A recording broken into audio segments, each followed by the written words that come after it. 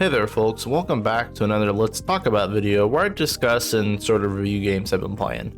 Today we're going to talk about Sentry, which is out now in early access on Steam. Sentry is a first-person shooter, tower defense, roguelike title developed by Fireblade Software, who had previously done a naval ship battle game called Abandoned Ship back in 2020. So I had previously talked about Sentry last year when I did a video covering the recent games I've been playing during the Steam's Next Fest. And Sentry was up there with one of those games that I've been really excited for, so I'm glad to finally get to share that with everybody today. Even though I'm sure everyone is kind of mid-Dragon's Dogma playthrough right now, but that's okay, we all need breaks, so let me introduce you to Sentry, so you can play that while you're at work or on a less powerful PC or something like that. As I mentioned, this is a first-person shooter, tower defense, and now roguelike, which I did not see coming.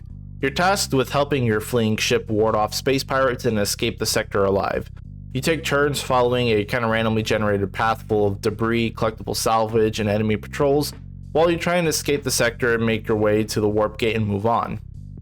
You can find new equipment, deployables, items, and salvage at each of the points, and then retain the use of those blueprints on your next subsequent runs, making each new playthrough a little bit more tailored to what you'd like. You can also be collecting research points and money that you can use to upgrade your weapons and gear to make them more effective, or unlock new things to craft or repair your ship, which is a big part of the path, because as you continue to progress, the fights are going to get tougher and tougher. Pretty much what you'd expect from a tower defense game, right? Now you also can't really just linger around and collect everything on the map and just kind of go willy-nilly, because you do have a countdown for the turns that you're taking, and when they get down to 0, enemy ships are going to spawn and will then chase you down and give you extra fights, and then eventually a homing rocket's going to come in and chase you and just straight up destroy your ship. Fighting enemy waves also costs a turn, so you have to be careful deciding on where to go and how many fights you can do, and how many turns you can spare before you eventually make it to the warp gate and out of the sector, or end up meeting your inevitable doom by homing missile. This kind of gives you that roguelike experience where you're progressing basically as far as you can, then unlocking as many things as you can so that you can eventually start with them again, and just keep going until you eventually lose. Because really the fun is in the gameplay, and that's kind of where Sentry was keeping me hooked, despite its limited content, because it's really at the start of this early access launch period. While most tower defense games tend to follow the traditional style set up by progenitors back in StarCraft, having enemies, just follow a single path line and you have to build things to stop them from reaching the end, Sentry instead puts you right there on the front lines, dealing with the swarm head on with you and your trusty weapons and gadgets. And yes, enemies will break their path to chase you, shoot you, charge at you, maul you, and just straight up take you out. So unlike other tower defense games, the enemies aren't just going to be moving down and ignoring you. The first-person combat also can seem pretty basic, being that it's pretty much just got all the standard bells and whistles they may expect. Run, jump, crouch, point, and shoot, with not a whole lot of fancy movement options or powers or tech, but the insanely fast-paced nature of this game and running to and from each of the different sectors and areas of the ship trying to stop enemies from all sides from reaching the end definitely livens the experience up and keeps you on your toes.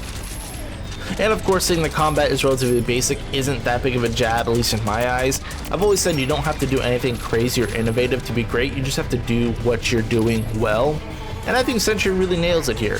The combat is simplistic, but it feels weighty, the guns have a decent punch to them, and there's enough variety with weapons, all their alternate fire modes, upgrades, loadouts, deployables, and all that stuff that just definitely keeps the experience fresh as you do a bunch of different playthroughs.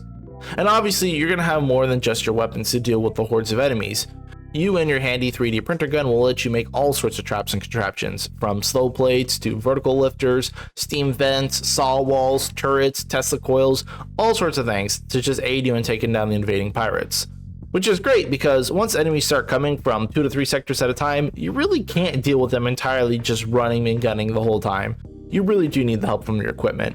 And that's kind of where the game really never lets you take it slow. After each wave for each encounter, the enemies will try to come from different sides of the ship, so you need to dismantle what you have set up and move your placement to another appropriate area, or try to funnel enemies down from 2 lines into 1, and you have a limited amount of time between each wave, so you really need to be fast at dismantling and setting up your stuff constantly. And to me, this is great because dismantling is 100% refund, so you're free to set up new stuff all the time and try out new setups between each wave. Which of course does also include in the middle of the wave, because you could be building and dismantling stuff as the enemies are coming at you. And you could technically get by without even your guns and just focusing on upgrading traps and such to carry you, and I think that's kind of where the fun is. You can upgrade items individually with the resources you get, or you can hyper-focus one item, or you can split your resources into a few different things and go that route, and it definitely aids to the replayability of it. Now, I did mention that Sentry right now is just released in early access, so the amount of content is still going to be pretty limited, which unfortunately does hamper you quite a bit, because you can be doing great, but the game is only set up to go through 2 sectors right now, at least when I played, so the run just kind of abruptly ends once you get through your second warp gate, which is pretty unsatisfying, but of course more areas, enemies, and gadgets will be added to the future. And the developers are also planning to incorporate multiplayer along with the 4-player co-op, which is where I feel like Sentry is going to get absolutely chaotic and fun. I'm not sure when that's going to be available because it's not at the launch here of early access, or kind of how long it's going to take before that's released, but the developers roadmap had stated that co-op is basically done, but they wanted to focus on the single player parts first and get that ready for launch. So of course I'm looking forward to the co-op part because that's going to be really cool. And of course I do wish this was more than just an early access launch, because I feel like a lot of the times when I play these early access titles I go, oh yeah, that was fun, I can't wait for more of that, and then I stop playing because I'm waiting for updates and stuff, and I just kind of fall off and forget to go back to them or check up on them because more games are always coming out. And I hope that's not going to be the case with Sentry, because I love a good tower defense game and I want to keep up on this. It's just getting harder and harder to keep track of all these early access titles. So yeah, I mean, I do like Sentry a lot. It's fun, it's difficult at times, and overall the gameplay loop is great, and it's basically kept me hooked for a good 7 or 8 hours. It's just got some good solid shooting gameplay loop, and I've had no significant issues with the game, like as far as frame drops, no crashes, no bugs. It's just been a great experience overall. So, I mean, yeah, I'd like to recommend this for other people to give it a go, because I need more people to play when the co-op update comes out. But I do feel fair to warn people that pretty much my only gripe against the game right now is that the content is pretty limited.